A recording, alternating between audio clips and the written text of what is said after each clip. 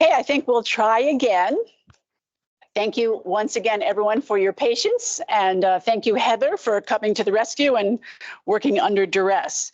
So this is our third training program in less than 12 months on the work of the Deaf, Hard of Hearing, Deaf-Blind School Age Subcommittee. And today we have collaborated with the Vermont Hands and Voices Council, the Vermont Coalition for the NASDSE Guidelines, and the University of Vermont Medical Center Educational Services Program. So thank you all for working with us on this. I will run through our introduction relatively quickly so we can move on to the mock IEP. I'll give a brief history of the Deaf, Hard of Hearing, Deafblind Council, the NASDSE guidelines, and the work of the Vermont Coalition. Talk briefly about the tool and the checklist that we have developed, and then we'll move right into how the checklist can be used in an IEP 504 or an EST service meeting, and how it could help guide direct service, technical assistance, as well as consultation and any other services that are provided. And then I'll invite Linda to talk a little bit about how the checklist has been used in the school district and what our plans are for moving forward. So quickly, the history of the council was formed in 2016 by a legislative mandate, and the members of the council are appointed by and report annually to the governor. And most importantly, the mandate of the legislative language is to fulfill the legislative mandate to assess the services, resources, and opportunities that are available to children in the state of Vermont who are deaf, hard of hearing, deaf-blind. And so that legislative mandate is what guides all of our work. And you can read the statute at that link there. And so in response to that legislative mandate, we began to look for resources. And fortunately, in 2018, the National Association of State Directors of Special Education released this book in 2018, Optimizing Outcomes for Students Who Are Deaf or Hard of Hearing. The link there will take you to the full 115-page document. And it basically, in 10 chapters, outlines the 10 principles that guide best practice for serving this population. Fortunately for us, under the direction and effort of Michelle John, the Vermont Coalition for Deaf and Hard of Hearing was formed in 2020. And their primary goal is to help move these guidelines out into practice and bring awareness of these guidelines. One of their first initial efforts was to develop the 10 essential principles for effective education for students who are hard of hearing. You should all have a copy of this handout, either by email or here today. And that is a very helpful infographic for parents, boils down the language to make it accessible for families to understand what these principles mean in terms of their children. So using the two guidelines produced by the NASDSE organization, both for deaf, hard of hearing and for deaf blindness, which was updated only in 2018, we used those two resources. And with the help of Sherry Souza, who unfortunately couldn't be here today, she is the other co-chair of the subcommittee, we use the framework that is put forth by the Educational Quality Standards for the Vermont Agency for Education. Periodically, every school district has to supply evidence that demonstrates that their school district is meeting the quality standards set forth by the AOE. So we basically use that framework to create the Vermont Quality Indicator tool and describe the evidence that would be submitted or the evidence that would be obvious in support of meeting the principles set forth in the NASDSE guidelines. The subcommittee met for a year and a half. We interviewed local, state, regional, and national experts in order to do this work, and all of our meeting minutes are posted online, so you can look at all of our work that way. It's all publicly available. From the indicator tool, we then boiled things down to a one-page Vermont quality indicator checklist, and that's what we're going to be modeling for you today to help show how this checklist can be used to prep for a meeting or used during a meeting to guide the discussion and make sure all the important elements are being covered.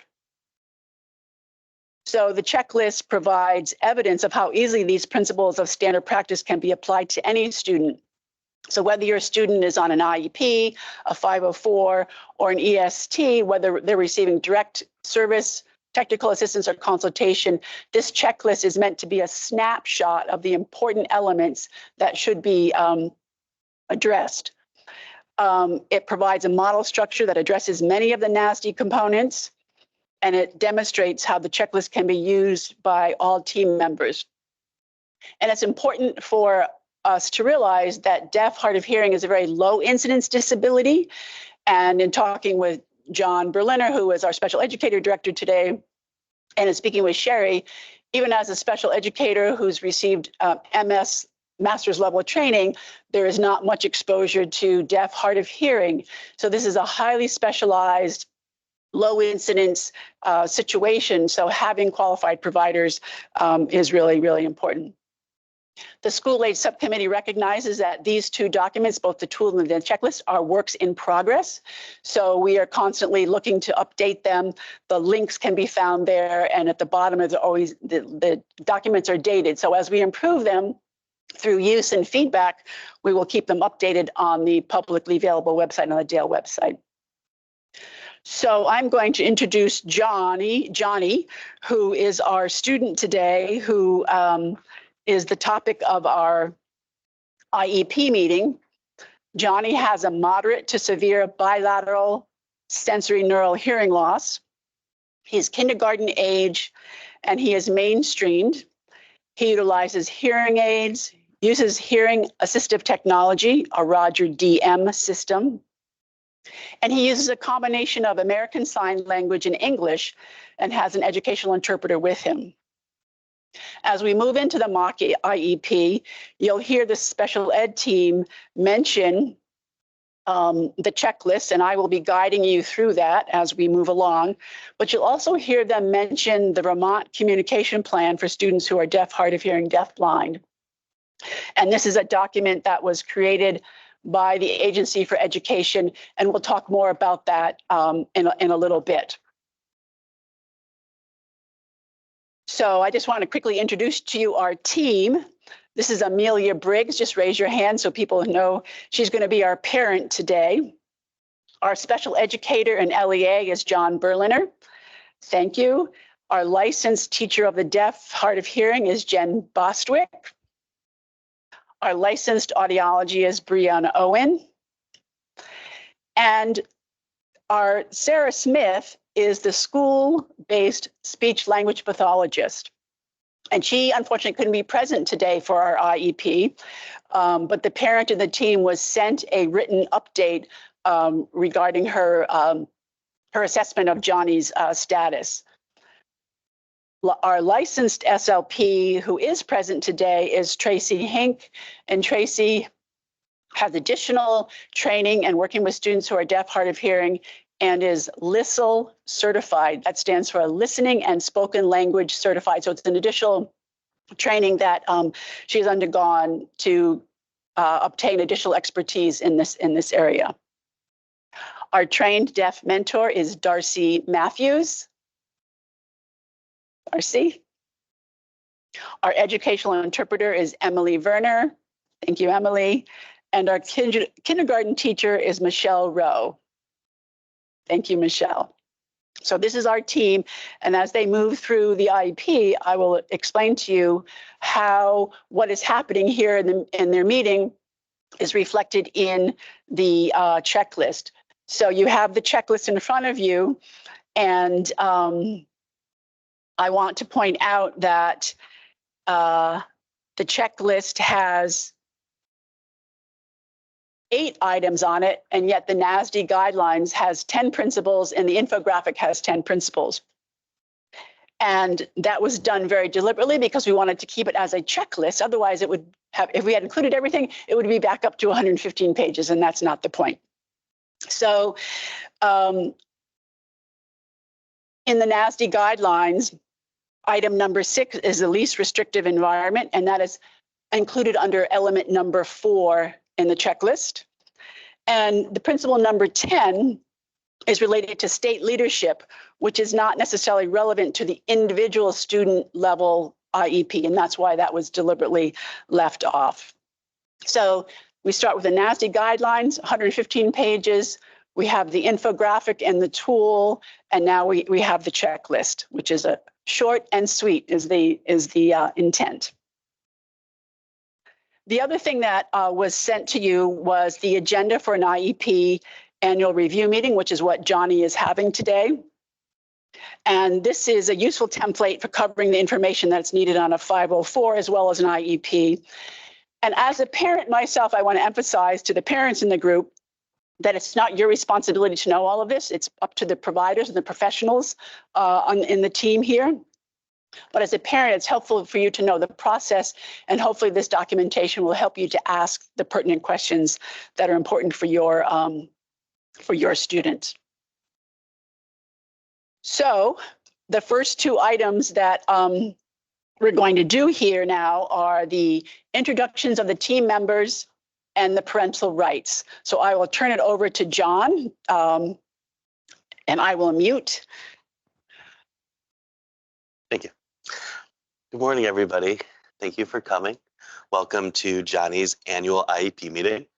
I will just say we're going to try to use Johnny as the name for the students, and if anybody is talking to me, you can just call me John, as that conflict could be confusing. I want to start by just reviewing a few of the norms for our meeting today. Please make sure we only have one speaker at a time. Voicing members, please wait for one of the two mics on the table there for you to take it. If you pick it up, the mic should unmute and you can speak. And then when you're done, you can place it back down or pass it to somebody else who is speaking. And then please state your name prior to when you begin speaking. And if somebody would like to remind me, if I don't do that, I will take that feedback very well. Thank you. So we can go around and make sure we're introducing ourselves so everybody knows who you are. Please just state your name, your licensure, or other qualifications that are relevant to our meeting today. So I am John Berliner, and I will be the special educator, the note taker, and the LEA, which is the Local Education Association representative. And we can just go in a circle. I'm Amelia, and I am John's mom. My name is Brianna Owen, and I'm the licensed audiologist. Hi, I'm Darcy Matthews, and I'm the sign language instructor with training and mentoring, following the training and mentoring curriculum.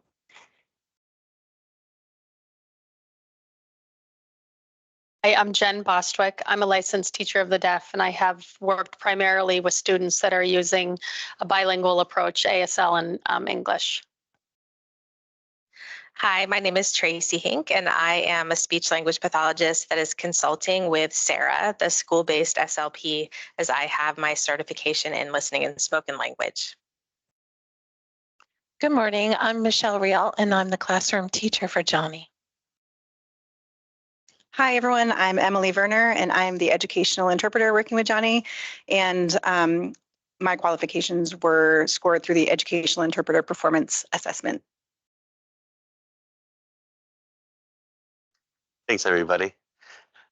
Amelia, as the parent, we want to make sure that you feel comfortable and that you can participate in this meeting as much as possible. Oftentimes, I'll look to you first to share any information.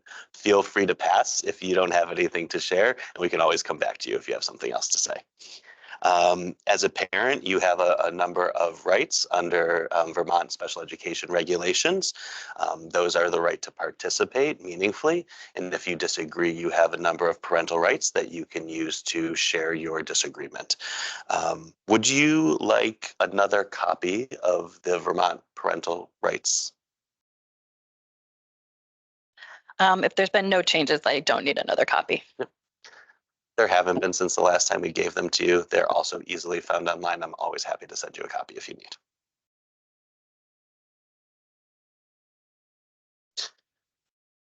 With that, Amelia, do you have any concerns or questions that you want to make sure that we discuss at our meeting today?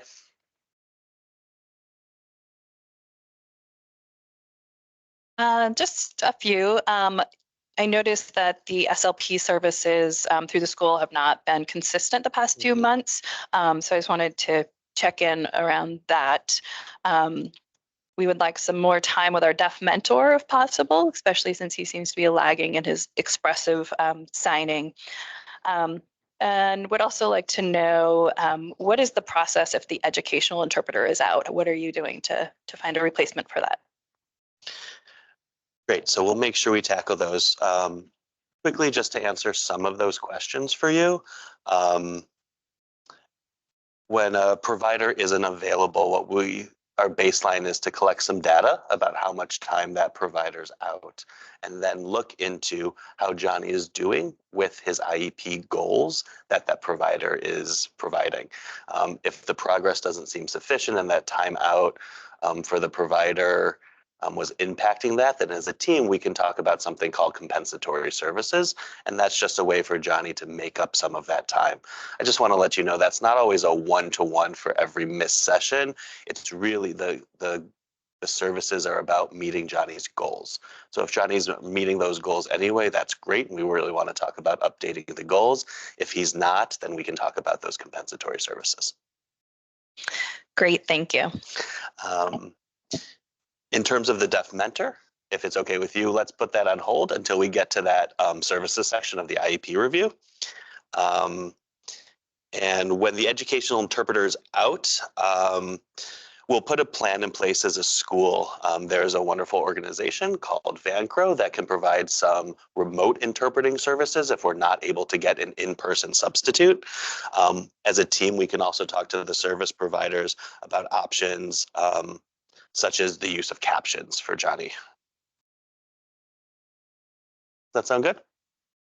Yes, that would be great. But I think the first goal would be to have an in-person interpreter, correct? Since it's not recommended for a child to use remote. Absolutely. And when we have that option, we'll make sure to use that. Thank you.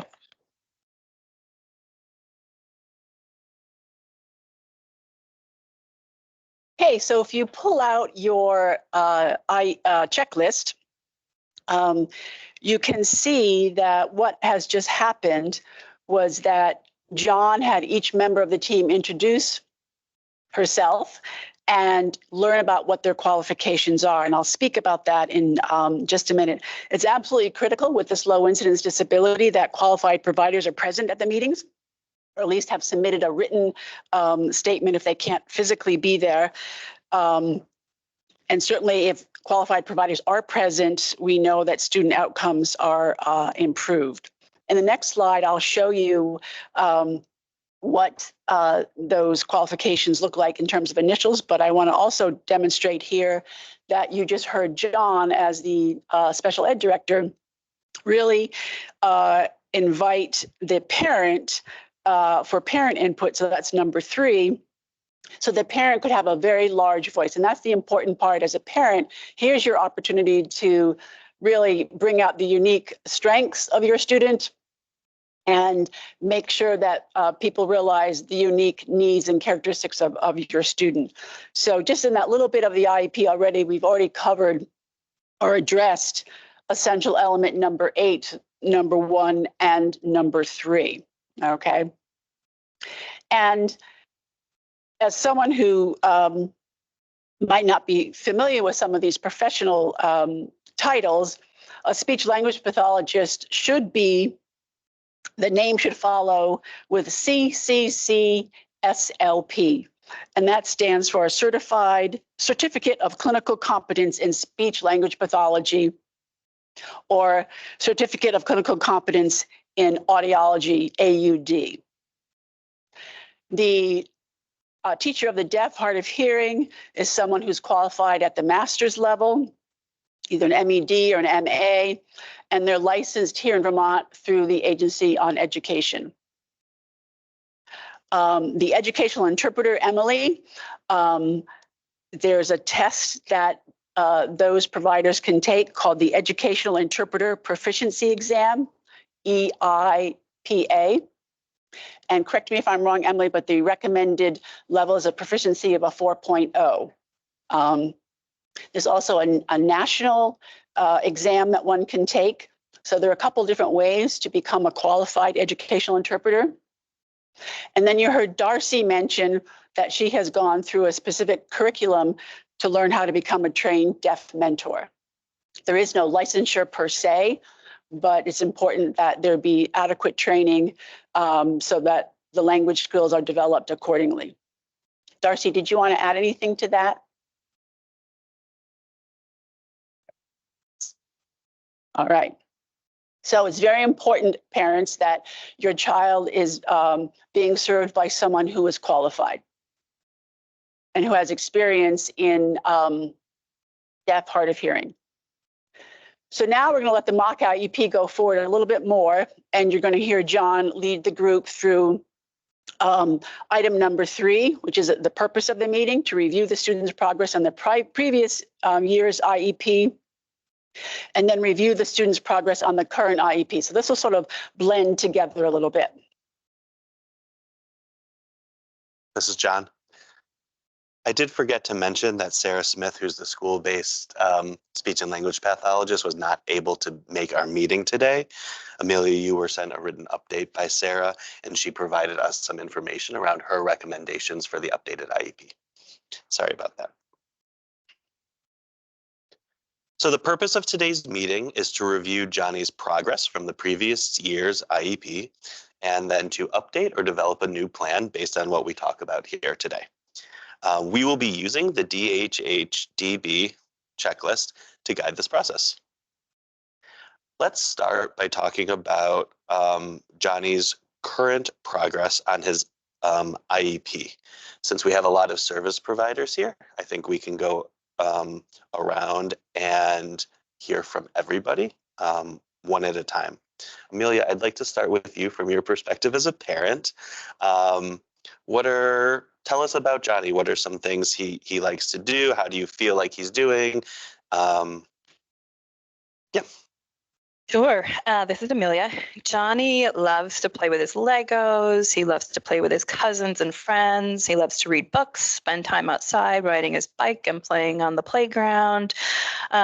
He loves to learn. He has a great curiosity in all things. And I think, one of the areas that he really kind of needs some help in is with his expressive ASL. I feel that's a little bit further behind than it should be.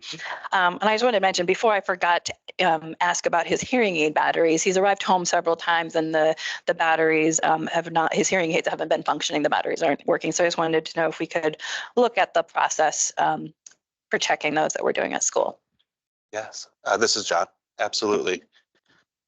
Brianna, do you have anything you want to share about that process to help Amelia understand? Hi, this is Brianna.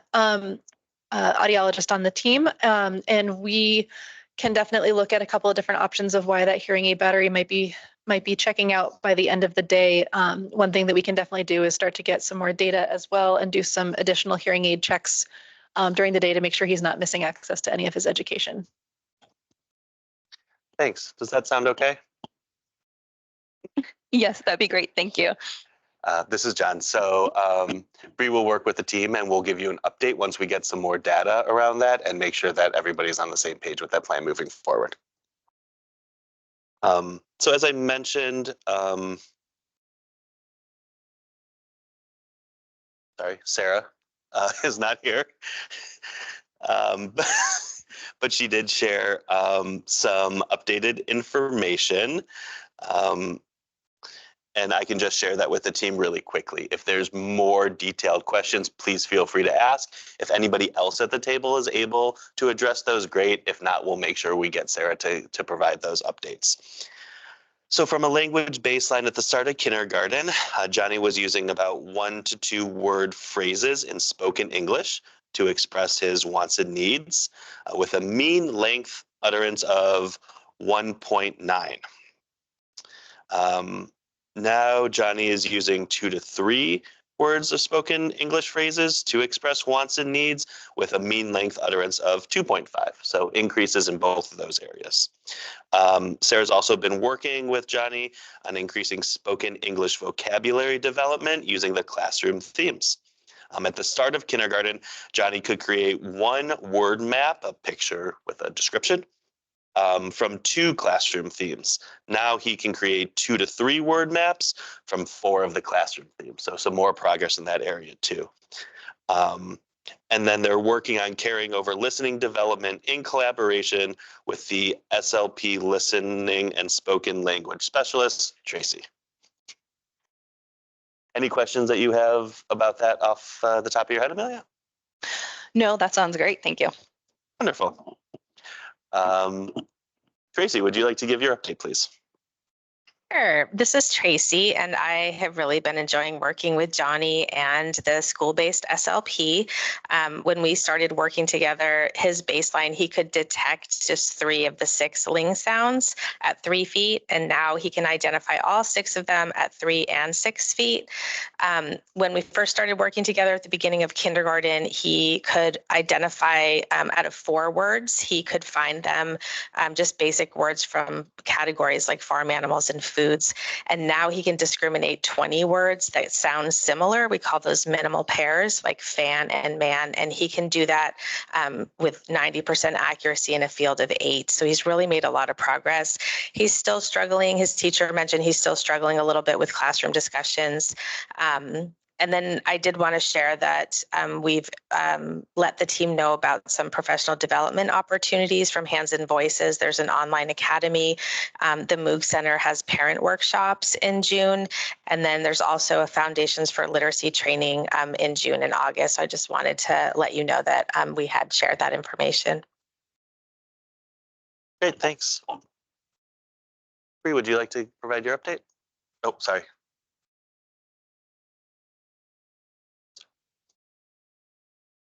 Hi, this is Brianna speaking again. So just a general update this year, we have had staff training within the school to make sure that they have full understanding of the technology that Johnny uses with his hearing aids, and verification was completed with his DM system, and we met target for transparency. So currently the technology in the classroom is working, but we will be doing the troubleshooting regarding the battery use. Thanks. Jen? Hi, this is Jen.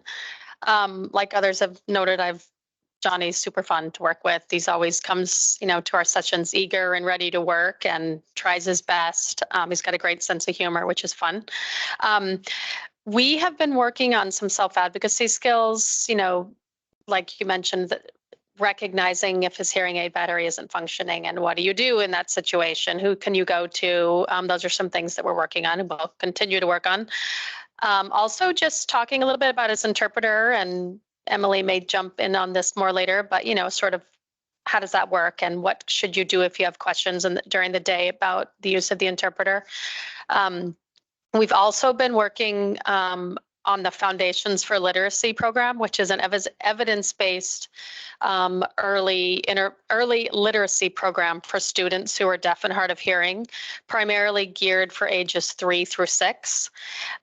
We started on unit 3. We're currently on unit 7, so he's made some nice progress. Some of the skills that we're working on are letter sound identification through both listening and spoken language, as well as finger spelling.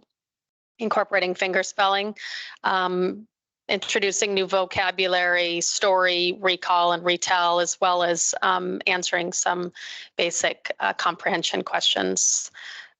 Also, part of Foundations for Literacy is really working on storytelling and narratives. And so he's now able to sequence a 4-part story. So if there are 4 cards, whether it's like making a peanut butter and jelly sandwich, he's really able to not only put those in order, but sort of tell that story of what the steps are, which is some nice progress. Thanks, Jen. Michelle, as a classroom teacher, would you like to share your update, please? Morning, it's Michelle. I just wanted to share that Johnny's coming to school every day, very excited to learn. He's very motivated and he just has a great personality. I have been observing him interacting more with his peers. Of course, he's accessing his interpreter more by interacting with his peers. So that's been really nice to see. Thank you. Does anybody else have an update that they want to make sure they're sharing? This is Emily. I can go before Darcy, if that's okay. All right. I'm the interpreter, and I'm pleased to announce that Johnny has been attending for longer periods of time during morning meeting. Especially those group activities can be tricky because there's a lot of quick turnover in conversation, but I've been able to work with Michelle to kind of slow things down a little bit. But you know, kindergartners they've got a lot to say, and they want to say it whenever they want. But Johnny is starting to understand my role as the interpreter. So when I give an interpretation, he's recognizing like, oh, that's not Emily saying that, that's my teacher or that's my friend. So that's showing some theory of mind development, which is great. He's also becoming more interested in what his peers are talking about. So it's providing him opportunities for incidental learning. And we've been encouraging more direct communication through the building staff and the kids in the classroom. So if he's working at a table with a buddy and his friend wants the purple marker, instead of them saying to me, can I have that marker? They're learning how to ask for it directly, which is wonderful. But yeah, it's been great to see him more involved. Thanks, Emily. Darcy? Yes, hello. I'm Darcy again. Johnny is wonderful. He's bright. He's curious. He's always on an adventure.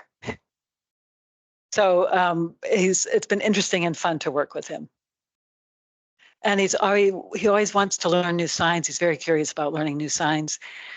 So we've been working on vocabulary related to class, working on signs about himself, about us, about seasons, you know, winter, spring, summer, and fall, about insects and so forth, and about home, signs related to home and family, meal times, the signs you wouldn't use there, sports activities such as basketball and soccer.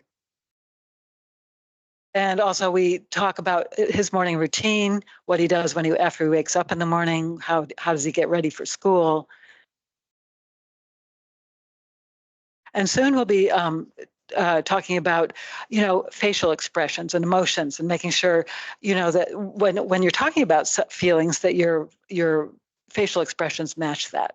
So working on that congruence. And he's starting to learn classifiers, just simple classifiers in American Sign Language. For example, the index finger or the hand shape, which is a number 3, and how you use that in the language, and working with yes/no questions. You know, I'll ask him simple yes/no questions and he'll answer them. Amelia, I don't know if you have any questions at this point. Okay. This is John. Thank you, Darcy. Thank you, everybody. Amelia, anything else that you want to make sure to add or anything that popped up that you want to talk about? No, it all sounds great. I'm happy to hear about all the progress he's making. Excellent. Okay, so you just heard the team go through the current progress, and that addresses essential element number 4. You heard the team talk about his baseline status, which came about through a comprehensive assessment of the student's language. It is important to do that at each transition in order to identify any gaps that are developing. Because Johnny has access to a deaf mentor and his ASL interpreter, he's having opportunities for direct communication and instruction with the appropriate professional personnel. And you heard Bree talk about his hearing assistive technology and going into the classroom to teach the teachers and the other people in the school system that Johnny will interact with. So it's important that the acoustics in the classroom are also assessed. So that's all covered under number 4. You heard under essential item number 5, you heard Amelia, the parent, bring up the issue of like, hey, Johnny's batteries are not lasting through the day, or he's coming home and he's telling me that his hearing aids aren't working. So essential element number 5 talks about a monitoring plan that ensures a student's hearing aids or whatever assistive technology he is using is being checked regularly and being monitored appropriately. And this might come up in a little bit, but sometimes a functional listening evaluation also needs to be done in the classroom by an audiologist. Essential element number 6 is very important because the educational plan that they've talked about that was in place for last year has to be based on the need of the student rather than the available services. And this is where you as a parent is really important to be able to advocate. And then the other one that's covered here is the fact that the student's disability category is documented as deaf, hard of hearing, or deaf blind on their educational plan. And I'll explain why that's important in just a minute. Essential element number 7 was reflected in the discussion that just happened because you see that Johnny has access to peers and personnel in the same language and communication that he is using. He has access to a deaf mentor and an ASL interpreter. What we didn't hear about, but will come up in a little bit, I think, will be more access to peers who are using the same language that he is using. Okay. And then, of course, his unique needs are constantly coming up. So let me just briefly explain why it's important that the deaf, hard of hearing disability be documented. For the data that's available here in Vermont, we have of 22-23, which was last academic year, there's reported to be 220 students on IEPs and 151 students on 504s. And this is not all of Vermont. This is a subset of students that were reported to the AOE from the 2 major vendors who were funded last year by the AOE. The federal government requires that the state of Vermont report on the number of students who are on IEPs. And for last academic year, Vermont Agency for Education reported 73 students on IEPs. So the point here is that there's a big discrepancy, and the reason why the data are incomplete is because the state does not have an organized system for data collection. And there's a lack of state oversight to ensure the accurate student count for federal reporting. There is no federal requirement for reporting of students on 504s. So it's very important that we, as stakeholders and professionals in this area, come together and try to address the issue. And so our action steps have been, as a council, through the work of the subcommittee, is we're making a recommendation to the AOE on what a minimum data set should be that should be collected annually and then shared with the Deaf, Hard of Hearing, Deafblind Council on an annual basis. And we will work across the state to develop a collaboration so we can collect these data and collate the information so we have an accurate picture across the state. Okay, so we're working on that, and we are not the only state that struggles with this, but it is an issue because it does affect, resource allocation. So we want to be able to get accurate numbers, know who we're serving and how they're doing. Okay, so now we're going to move to the next step of the IEP, number 5 on the agenda item, where John is going to lead the discussion of just reviewing the cover page to ensure all the information is accurate and review the present levels of performance. And this is where your input as a parent is absolutely critical because you're making the plan for next year.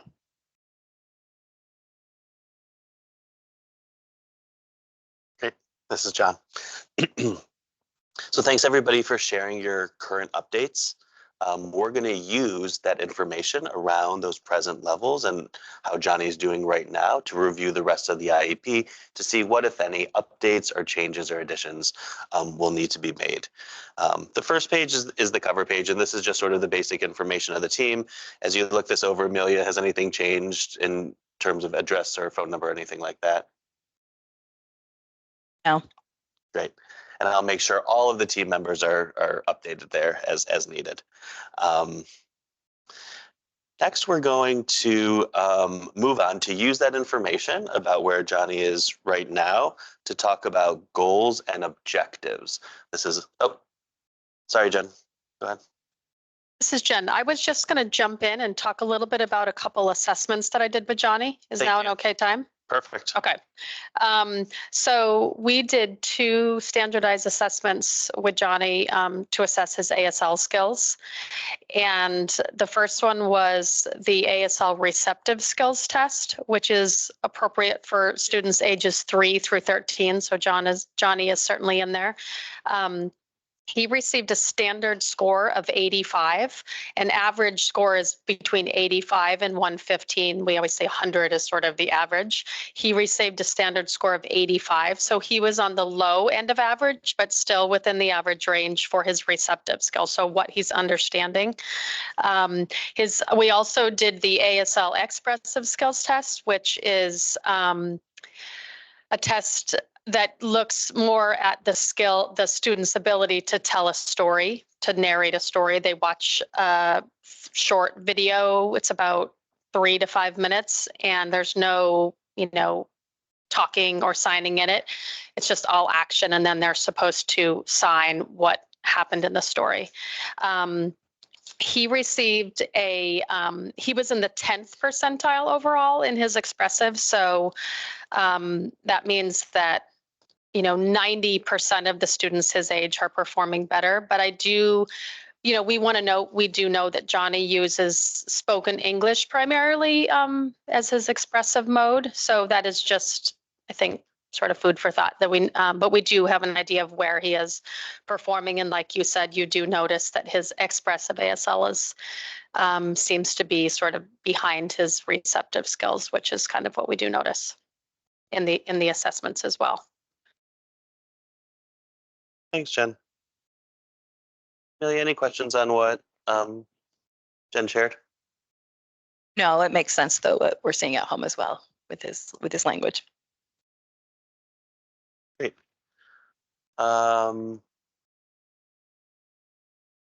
Brew, do you have anything you want to add to the present levels?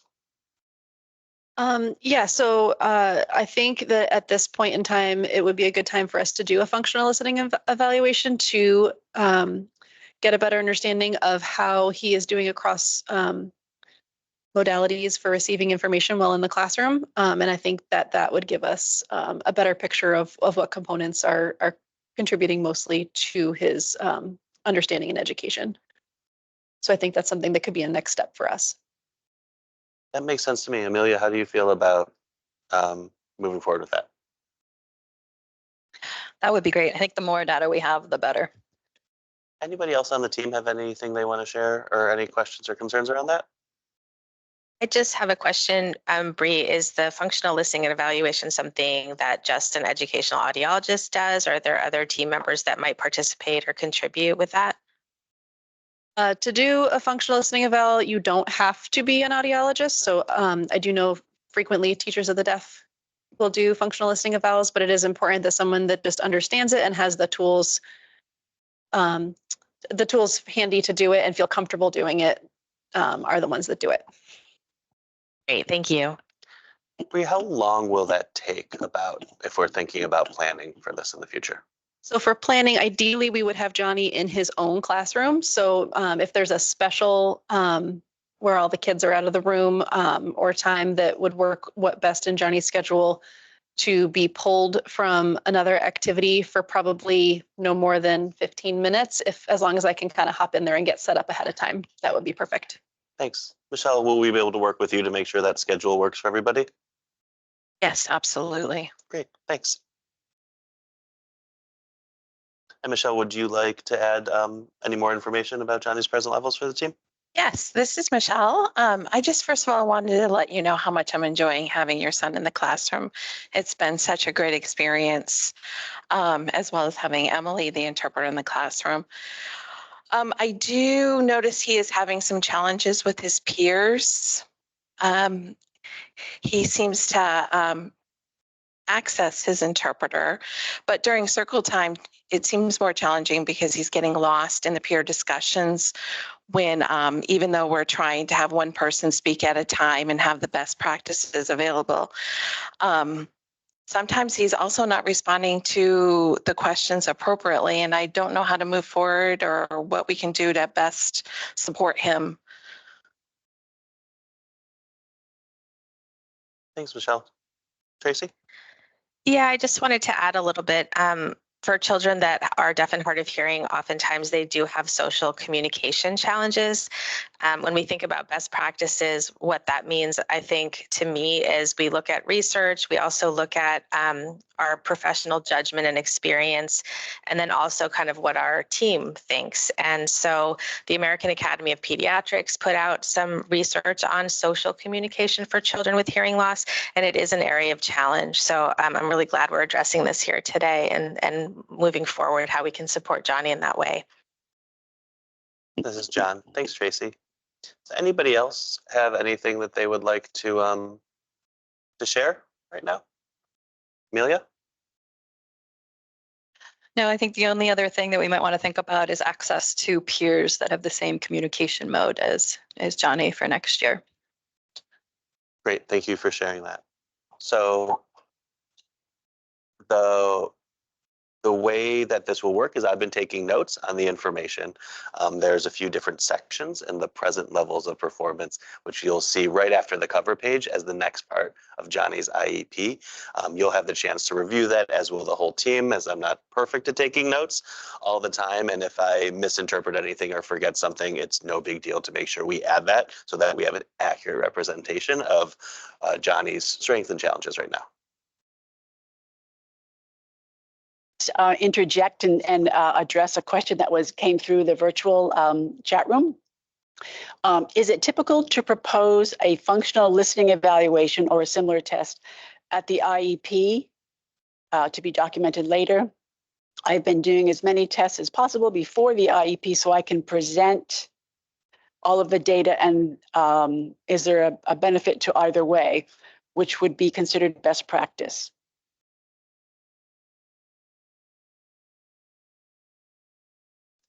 It's a little bit hard to say in this case, given that this child is fictitious. I'm going to kind of jump in on that. And he is in kindergarten. So if he's just gotten settled into his classroom and his interpreters in a kindergarten student, it may be the appropriate time. I'm also not sure what month we are having this IEP meeting for this student. And then to address your question, I think it's really good, especially for an older student that's not just starting the school process and getting set up with a team and language development, that yes, it's ideally, I do think that we would have a functional listening eval on every student every 3 years to look at how they are accessing. It helps guide recommendations in the plan for best support for access in the classroom. But just keeping in mind, especially with the littles who are still developing language, that they be comfortable and set up in the classroom prior to that happening. I do agree that having the data to review when looking at the accommodations is ideal. Also, an IEP is always a living document. Thank you, John. A living document. So at any time, if new information came forward that could adjust accommodations or services, that can always be adjusted. Does that answer the online question? I just want to emphasize what you said, Bree, which is we're required to do an IEP update once a year, but that in no way limits the IEP from being updated other times when additional information is brought to the team. Just another comment in the chat here, and I'm just going to read it. Listening checks are an accommodation, not specially designed instruction, as they are adult provided support to ensure that the equipment is working properly. So we're not teaching the students something there, but ensuring their access. So I don't know if anyone wants to respond to that comment or just. I think the only comment I have is it is listed as a requirement in IDEA. So it's not a chosen accommodation. It's actually a code and a requirement that routine checking is required for a child that uses technology and they're on an IEP. So I think what may be variable as it depends on what technology a child has and what their individual need is. So Johnny's young, we would probably have a more specific use plan for him in place where checking is specified maybe twice a day instead of once a day because his hearing aid battery is dying. So I don't know if that comment implies it's a choice. My understanding is it's an IEP requirement. Thank you, Tracy. And we'll have time for discussion and questions at the end as well. So, excuse me, getting back to the checklist, what we just heard the group go through was talking about the student opportunities for specialized instruction that's unique to deafness. You heard about Jen talk about the expanded core curriculum, or the, what's the right word that you just used, the additional expanded core curriculum. Yeah, is that the correct terminology? Okay. For auditory listening skill development, self-determination and self-advocacy and those sorts of things. You also heard Jen talk about under essential element number 4, doing an age-appropriate assessment in his language. And that's absolutely critical that students have a comprehensive assessment at each transition. And also the opportunity to come up with, to have direct communication or instruction with peers. Amelia addressed that as a parent. And with the functional listening evaluation that Bree mentioned under number 5, it's important that that be done so that in the student's native environment in the classroom, we understand what's happening for him at an audiological level and address any issues or any barriers that are getting in the way. So the other element that came up here for me as a parent was I keep on hearing the team coming back to Amelia and saying, does that meet your needs? Do you think this is going to meet Johnny's needs? And so incorporating the parental input is absolutely very, very critical there. And then we've already sort of touched upon this, but the importance of the opportunity to communicate in the same language. And again, the child's unique needs are at the forefront as I listen to this team of what he's needing to succeed. So then we'll let the mock IEP go forward again to address item number 5C was the reviews of the goals and the objectives, review the proposed services by qualified providers. And you'll hear mention of the communication plan again. And maybe Jen can elaborate on that a little bit. Review the least restrictive environment, the placement and determination and accommodations, and then any accommodations that are needed. This is John. Great. So next we're going to review the goals and objectives in Johnny's IEP. We're going to use all the information that we had and all the expertise here at the table, both about those specific things and about Johnny as an individual to talk about it. So the way that we monitor and review the goals is sort of based on the trimester schedule that students receive report cards to. Within those larger goals, there can be some smaller objectives to try to help make sure for the team that Johnny's moving in the right direction, and if not, adjust as needed.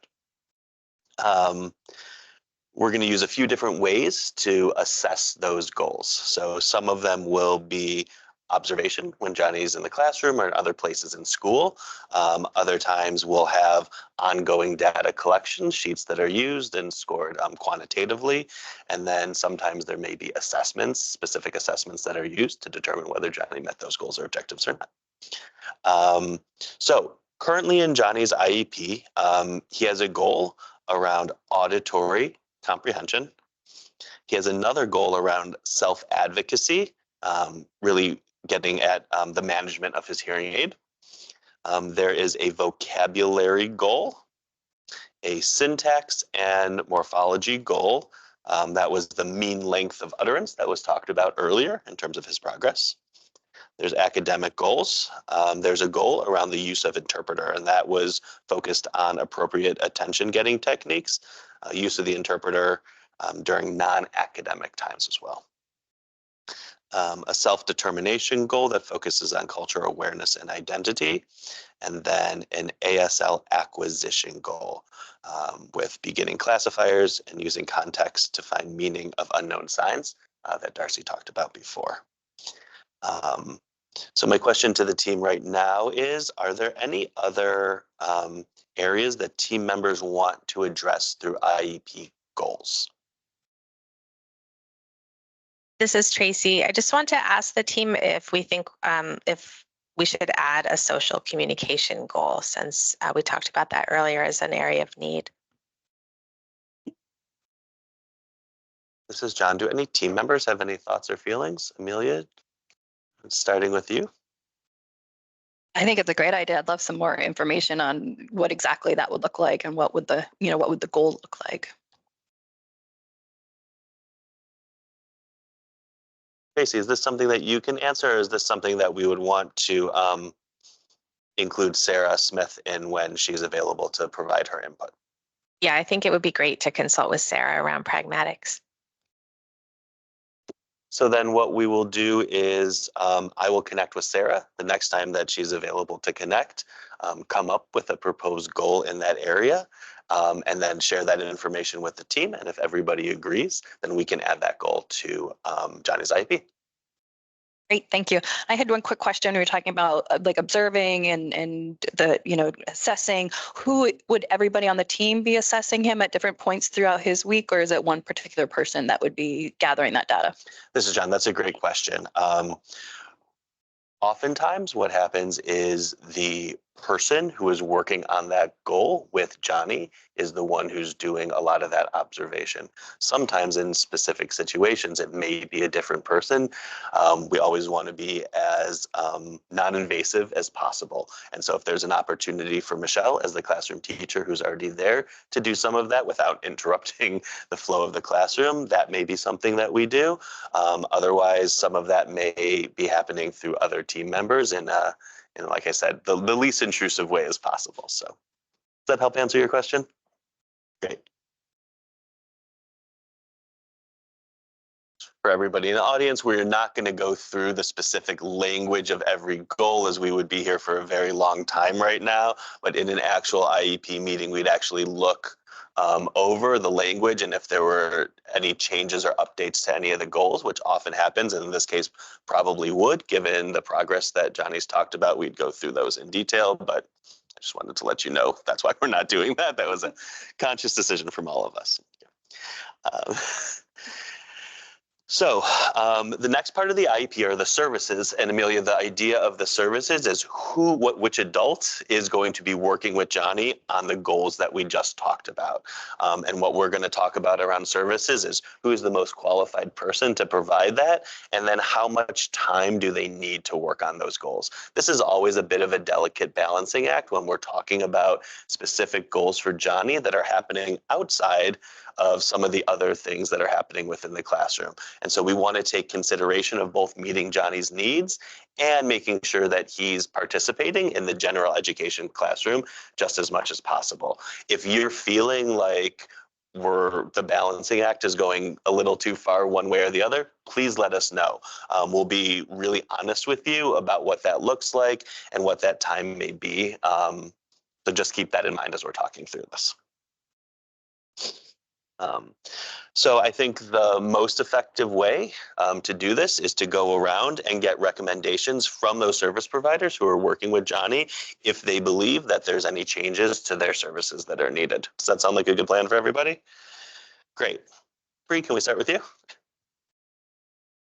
Hi, Brianna here. I think we're going to move forward with monthly 60-minute consultation and technical assistance with the school team, and just checking to make sure that things are working well, team meetings, and then annual verification of Johnny's equipment in the school. And we will do that functional listening evaluation. Thanks, Bree. Sarah's not here, but in what she sent to you, and I'll just let the whole team know what her recommendation is. So as the school-based speech and language pathologist, Sarah's recommending twice a week for 30 minutes, sometimes one-to-one with Johnny, and sometimes in a small group, plus another 30 minutes where Sarah will be pushing in to Michelle's classroom to work in that setting as well. And then an hour a month of consultation, and that is looking like Sarah connecting with Michelle and other team members around the best ways to support Johnny's needs in the classroom. Tracy. This is Tracy. I will also be working with Johnny one-on-one for 45 minutes a week, and then I meet with Sarah for 30 minutes a week so that she can carry over some of the listening and spoken language goals that we've been working on together, and I support her and the team with those goals throughout the week. Thanks, Tracy. Jen? Hi, this is Jen. I recommend that we keep the 5 times a week at 60 minutes each, which is sort of the recommended level of service for Foundations for Literacy. And because we're doing it one-to-one, we also have some additional time to work on some of those self-advocacy skills we were talking about. And I also recommend 1 hour a week of consultation with other team members as needed. Great. Thanks, Jen. Darcy.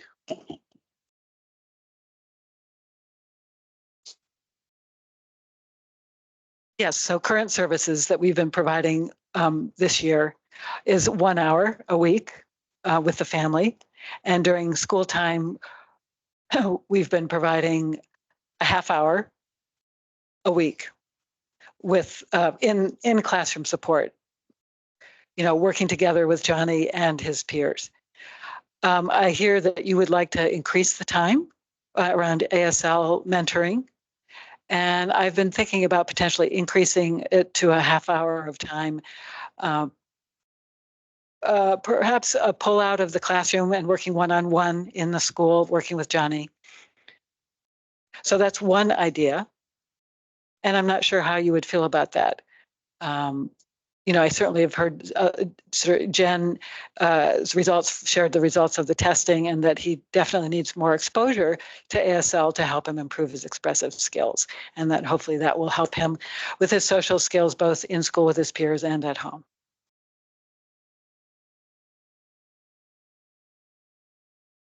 I think that's great if we can have 30 minutes to really work on the expressive piece of his language. And then I think, having him have access to peers with the same communication mode will hopefully help with his expressive communication as well.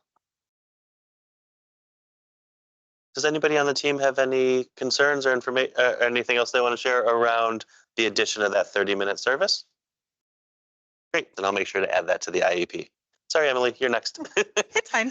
This is Emily. For interpreting services, I recommend keeping the 5 times 420 minutes a day, which works out to just a school day plus 30 minutes for lunch. And if he's doing any after school activities, just be in touch with me and we can work something out. And then last but not least for me, as the special educator, I have some case management time, and that time is sort of all inclusive. It's to make sure that all the paperwork on updating the IEP is done, any conversations, Amelia, that we're going to have, checking email, checking with teams, doing any coordination as a fairly large team with a lot of the service providers. Sometimes that coordination piece can take a little bit of extra time. So I will propose to continue with about an hour a week of that. Obviously, I'm not keeping track of my time minute by minute, but that sort of is how it evens out at the end of the day. Does that sound okay to you? Great. Do you have any questions, Amelia? I mean, I think as a team, what we're really looking to do is to support Johnny. What we know is that intervening earlier is the way to go and is really going to hopefully help him gain the skills that he needs. So while it is a bit of time out of the classroom throughout the week, I think as a team, we're hoping that works for him and works for you. Is that okay? Yes, for sure. Great, thanks. One thing that we've been talking about is the monitoring plan. Or did we talk about the monitoring plan yet? What? Listening checks, yes. Okay. Right, thanks. Just in terms of where that goes, there's just a few different sections of the IEP. So we just want to make sure that you have that understanding. One of them is the narrative section, and that's a place that can house some of the things that don't sort of fit neatly into the goal services or accommodations. All right. So the next piece as a team that we're going to talk about is the placement for Johnny, right? So we, as a state in Vermont, always want to make sure that students are in what we call the least restrictive environment. What is the place that is most like same age peers, but also ensuring that Johnny has access to everything that he needs. After that, then we can talk about some of the accommodations. Accommodations are the things that, basically speaking, are what adults can do to help support Johnny to make sure that he's accessing his education as much as possible. Jen, do you want to start with this part? Sure. I know I think we mentioned earlier the communication plan. So I think when we think about the least restrictive environment and placement, I mean, currently Johnny is placed in his home school.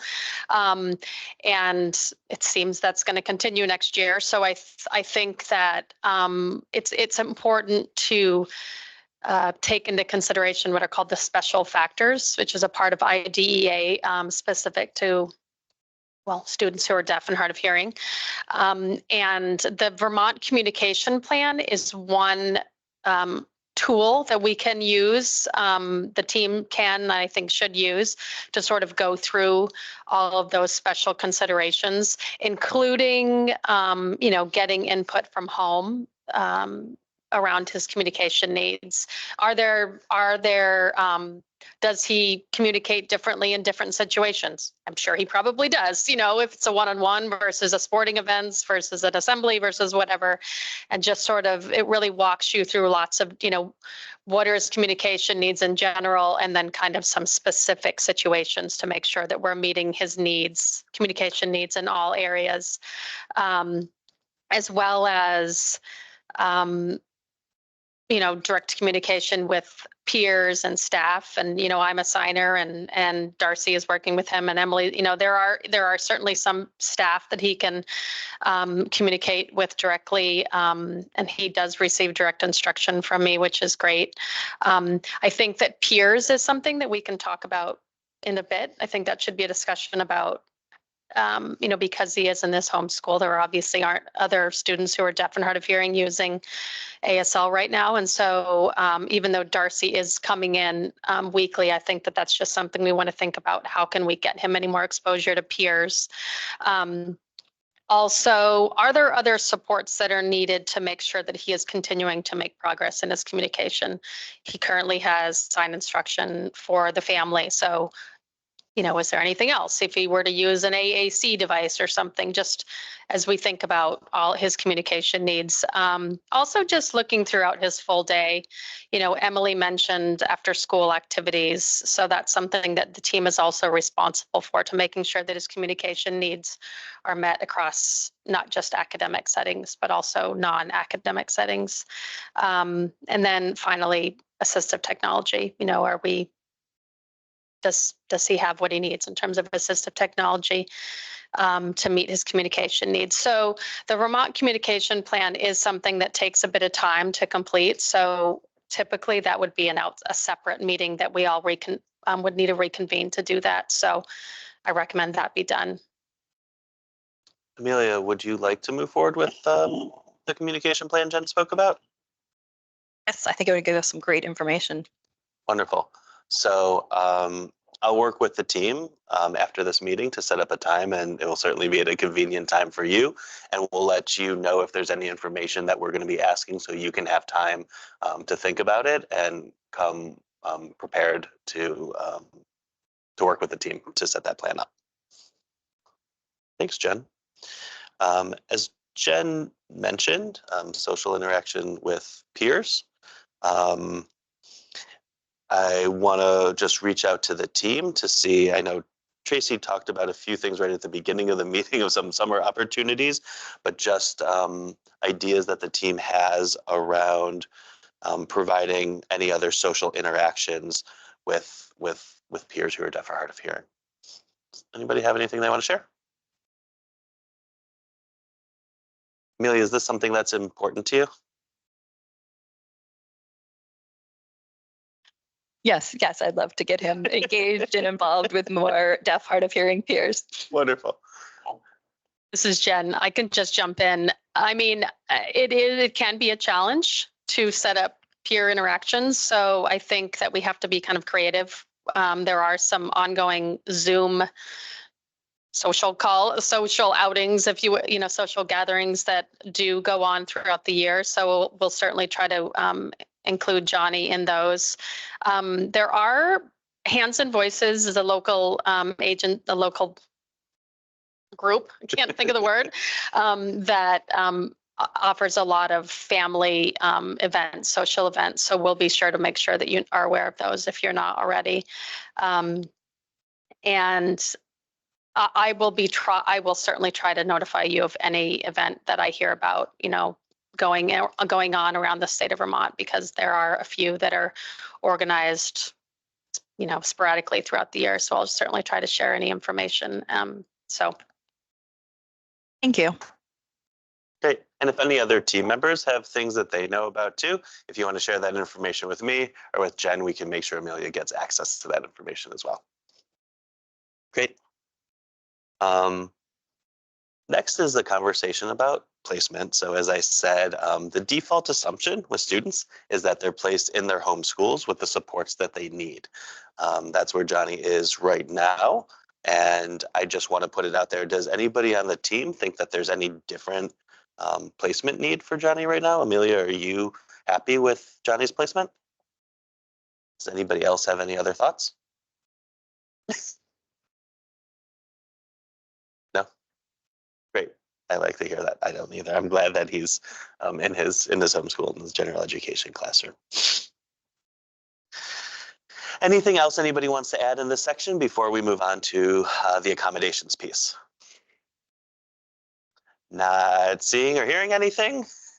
As always, if something pops up, please let me know. So sort of the last big section of the IEP is the accommodations piece. Audience members, quick pause, sort of like the goals. We're not going to necessarily go through every single one, but just hit a couple highlights here. So Johnny already has a number of accommodations in his plan, which seem to be working well. Some of the ones I just want to highlight are in-service and opportunities for the folks working with Johnny to have learning around working with and supporting students who are deaf and hard of hearing. And we'll make sure that there's an interpreter available for any of those times that he needs it there. Another piece is a safety plan to put in place, and those would include visual and touch cues for Johnny. This is just wanting to make sure that in all the circumstances, Johnny is able to access all the information, and that, as a school, our number one priority is making sure all of the students in our building are safe, and want to make sure that all of those are in place to support Johnny's unique needs. Any other teammates have any additional information they want to talk about around the accommodations? Or Amelia, if you have any questions or comments? Wonderful. All right, thank you, team. So that was a long discussion, but pretty much all of the essential elements of the checklist were covered. You heard about a monitoring plan done by qualified providers, number 8, using the appropriate assessment tools that are age and language appropriate, number 4, and based on current research, number 5. And John, as the LEA, solicited family input consistently because families are critical partners in establishing these goals. As they reviewed the proposed services, they're again done by qualified reviewers, number 8, that consider the unique needs of Johnny and based on the student needs and not the resources available and in his current language. And that's number 4.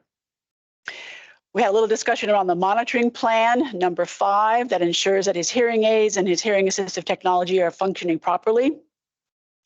And we heard essential element number 7 addressed, because we have plans for the deaf mentor to work with Johnny an additional 30 minutes per week, and an opportunity to increase his peer interaction through Adventure a Day and the other things that Jen mentioned.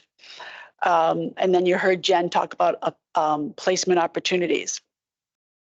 I think as a parent, the safety plan is really critical, and I would encourage all parents to make sure that there is a very clear safety plan, fire drill, all the other things that happen in schools these days. You want to be prepared for that.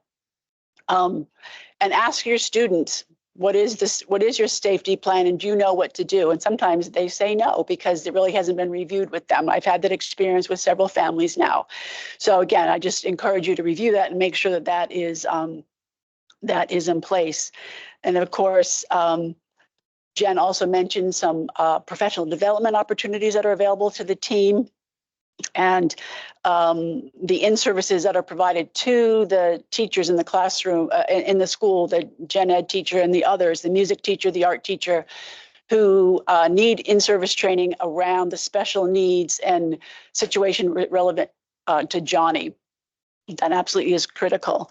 And again, making sure that Johnny's disability is documented on the paperwork so that we have that information going forward. The last 3 steps of the IEP are the team's decision regarding acceptance of the proposal, and this is really where it's important as parents to make sure that you understand what is being documented, what is being written down. Is it really meeting your needs? Do you feel like all of the issues that Amelia brought up at the very beginning, have they been addressed? So here's your opportunity to do that, and then review the next steps. This is John. So Amelia, I just want to make sure that you're understanding sort of what the next steps are going to be after this meeting. So first of all, my goal today was to try to make sure everybody felt like they provided their input and any questions that they had were answered to the best of our ability. There were a few things that I'm going to review with Sarah Smith and get back to you about, as she wasn't able to make it today. But I want to take this opportunity now that we've talked about all the parts of the IEP. Do any team members disagree with sort of the proposals that we've put on the table today? I'll take silence as a good thing here.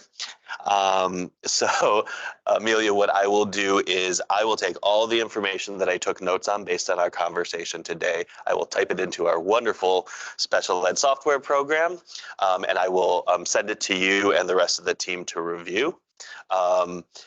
Once you have the chance to review it, and I'll give you some timelines in an email if that's okay with you, then we'll be putting it in place. And the new services will take place as soon as everybody gets a chance to review it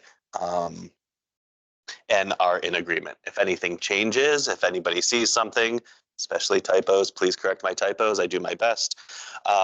Please let me know.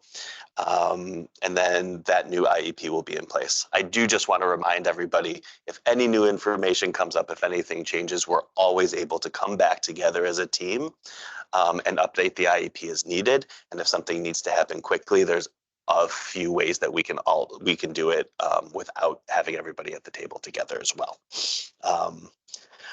One of the things is, I don't know, I'm going to pretend like it's right now that we're doing this IEP meeting, to Bree's point before, as we're sort of nearing the end of the school year, one of the things I'll start working on is making sure that there's in-service scheduled during the teacher in-service days before the beginning of next year. We'll try to make sure we have everybody's schedule in place and that it works with the rest of the in-service schedule for all those folks in the school who will need to be there and the service providers who may be providing that in-service time.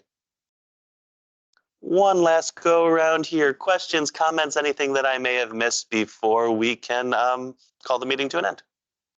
This is Jen. I just want to ensure that we will be setting up another meeting for the communication plan. Yes, thank you, Jen. Yep, we'll be doing that too. Congratulations, team. That was a great IEP meeting. Thank you very much. We'll now take questions from the online and the in-person audience here. But recognizing that we're at time, I wanted to make just two quick announcements. I will, or Michelle will send out my PowerPoint so that you have all the live links that are there. And two quick announcements. If you're just dying to know more information about the NASDSE guidelines, next Tuesday from 10 to 11 a.m. Mountain Standard Time, which is 12 to 1 Eastern Standard Time, Dr. Cheryl DeConnie Johnson will be providing a webinar on the NASDSE guidelines and going into more detail. She is one of the co-authors of the NASDSE guidelines and is a phenomenal resource and has been very good to us here in Vermont. The registration link is right there. And then the other association that you may or may not be aware of is the Hearing Loss Association of America. We do have a Vermont chapter, and they also have some webinars that are coming up. Again, as a parent, I have found this association to be much more helpful as my child got older into high school and into college, and just in terms of navigating life more as an adult. So they have a lot of resources and a variety of topics. And these are just a few of them that are coming up in the next month or 2 to 3 months. Okay, so let's take some questions. Let's do the online forum first. And Michelle, maybe if you could just, if we give Michelle a microphone, she could read the question from the chat, and we'll take it from there.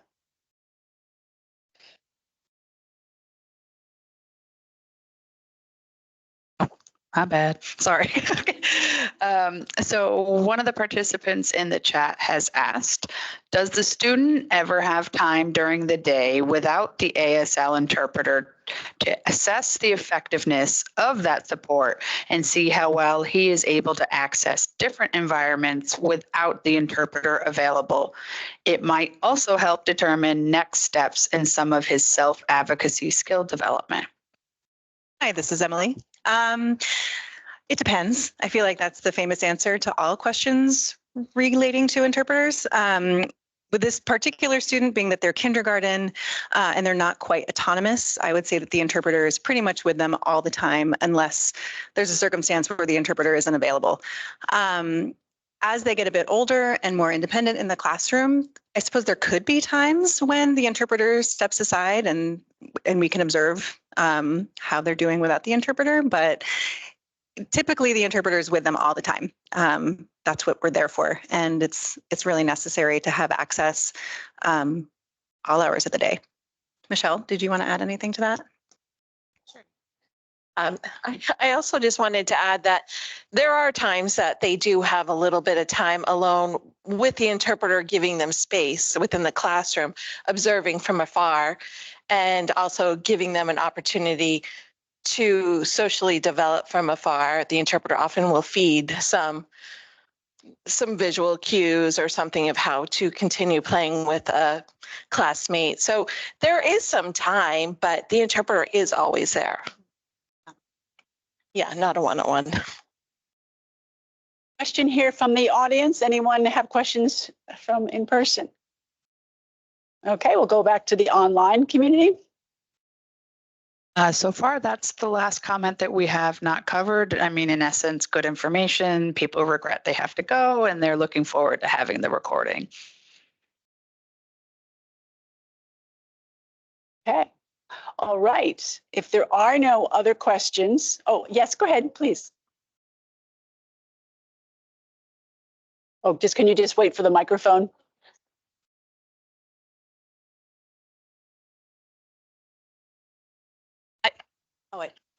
Okay, we're good. Yeah. I just, during the meeting when they kept talking about like what are things we can do to address the socio-emotional needs of Johnny, I personally, now I'm an adult who's hard of hearing, but growing up there was not any support like this for me in the classroom. And one of the things that I definitely dealt with was like the shame and guilt and, feeling like the outside looking in kind of feeling. And also that there was no representation or any sort of normalizing assistive technology, especially because this was actually when it was kind of early 2000s when it first became available. And as I've gotten older, I've been able to see a little bit more of like books and there's a Barbie with a hearing aid and like certain toys and media. And I think that especially like in preschool or kindergarten, having books and having, you know, available media and available toys that not only like represent children who are hard of hearing, but maybe having like ASL books or having a video for a, you know, movement break that involves like a song when someone is also signing, to have bilingual, you know, content as part of the curriculum, not only for that student, but also for the rest of the room and the rest of the kids to become like comfortable with it. Because I think a lot of kids, if they're, you know, if there's some social tension, it's just because they don't really understand, and it's a foreign concept to them. So especially in the early years, making inclusion sort of the priority in terms of socio-emotional development, and then, you know, that kid will feel more confident in the room. So just like something to keep in mind if you're a school teacher, to like have that stuff around. Thank you. Thank you. That's a wonderful comment. Thank you so much. Respond to that quickly. This is Emily. I love that you mentioned books and media and everything. A lot of the kids that I've worked with, and I imagine Michelle has worked with, the classrooms will have books with deaf characters or books with sign in them. We also will sometimes do lunch bunches with as the interpreters. We'll grab kids who are interested in having like a silent lunch, and they'll learn how to sign all the foods in their lunch boxes. It really normalizes ASL in the classroom, and it encourages the kids to get involved with communicating with a deaf student in their class. And then by the time they get to middle and high school, they're just like, oh, this is my buddy so-and-so, and I know how to talk to them across the room, and I can, you know, oh, I want to partner with them because I know how to sign with them. So it's really great getting all of the kids in the class involved. An online question? Michelle, who's playing the kindergarten teacher, do you have added a comment? Go ahead. Just wanted to add that that was a great question that you asked, and it is part of a lot of us on this team that we do make materials available. We work in coordination with the school, the teachers, the SLPs, and we do provide a lot of literature. But we also try to push more of a signing community within a school system, if schools are definitely in support of that. So a deaf mentor will come in and teach the kids a sign based on a unit they're doing. And then the interpreter oftentimes will continue doing that during circle time, building a signing community if the child is accessing ASL. It's a very vital part, because we talk about community and inclusion, and it's just, we have to practice what we're preaching. And so by actively doing that, it has been successful, and it's teaching other children a different language and also accessing it. And it's also benefiting children that are struggling with spelling that don't have a hearing loss. And I notice kids are finger spelling their spelling words, and then they can write them down. So it's been a very powerful movement, and we are getting better at doing that. Thank you. No? There is a comment in the chat that they were inquiring where the educational interpreter is from. In this case, for the mock IEP, it's Emily, excuse me. And she noted that in this particular mock IEP, Emily is from the Educational Services Program. They noted that Van Crow's interpreters do not discuss students' behaviors, but the ESP program does. I would love some clarification. Discussing student behaviors with the educational team? Yes, I believe so. So interpreters on IEPs are related service providers. So we're an integrated member of the IEP team. I often will have conversations with classroom teachers regarding behaviors. If a teacher is questioning why a student might be behaving a certain way, it could be because of their access to communication. They might not know how to express how they're feeling. Of course, as an interpreter, I'm always following, a code of ethics, but the environment in a school is very different than working with fully autonomous deaf individuals out in the community. So there has to be a balance there. I hope I answered your question. Great. Are there other comments or questions in the chat, Michelle, that we would want to address? Not at this time. Thank you.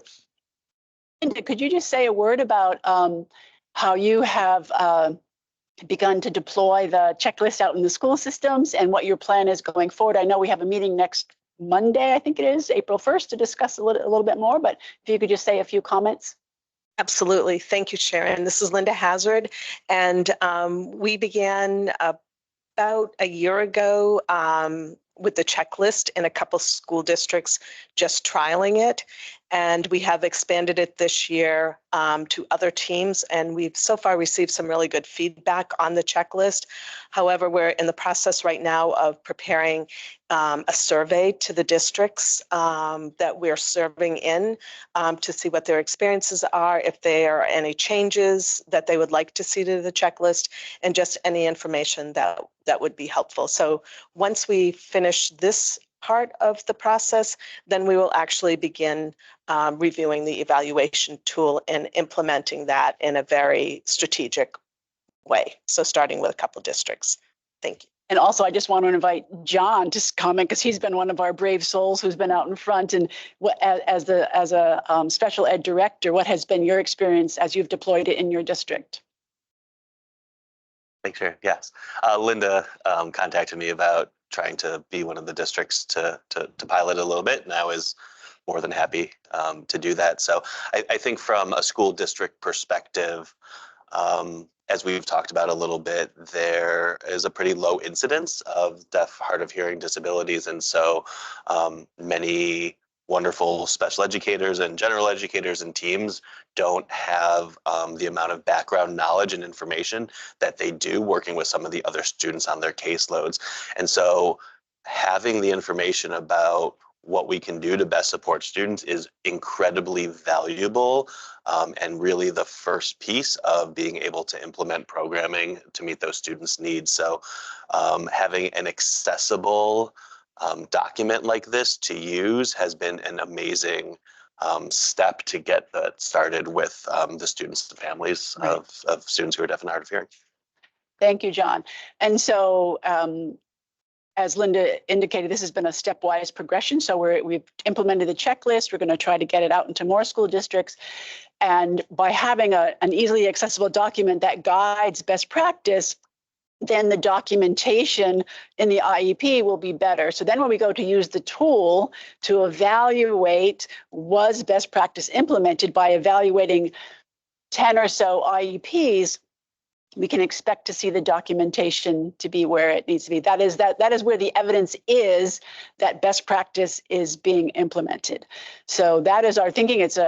We're a wave on the shore. It's a little bit at a time, and there's a lot of work to be done. So we're going to keep at it.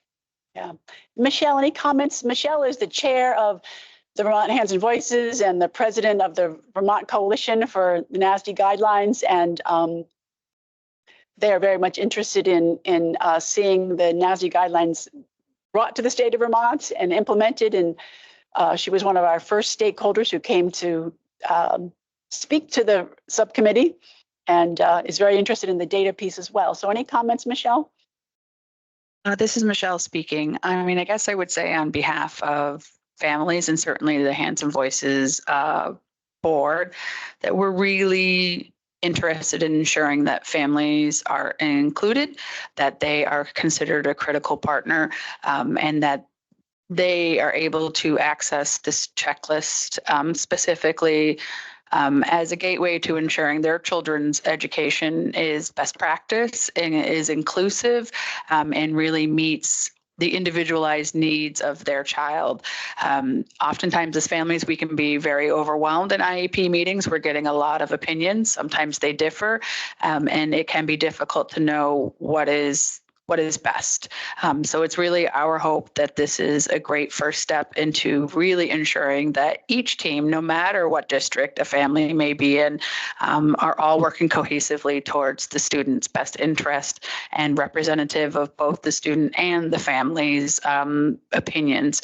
So long-term goals for us is just really ensuring that every district starts to use this and that every family understands it and is able to utilize it, even if their team is a bit bit unwilling, because sometimes we certainly hit that pushback. But it gives us a tool, and it's really critical that we get this out to all families, not just the families attending this particular session. So you'll hear more from us as time goes on, because we're not going to let up on this. But it's a great tool, and I think it gives families a lot of firm foundation to stand on and feel empowered in advocating for their child.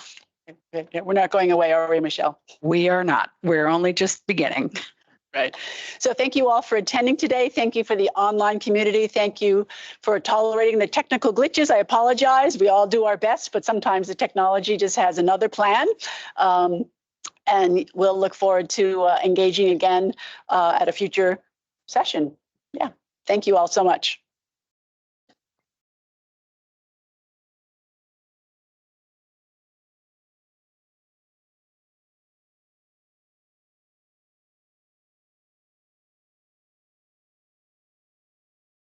Hey, that's they're real IEPs. Yeah. John, thank you for taking that on too. Like, really appreciate Happy it. to help. It was great to have you do this with us and meet in advance and take your time. And thank you to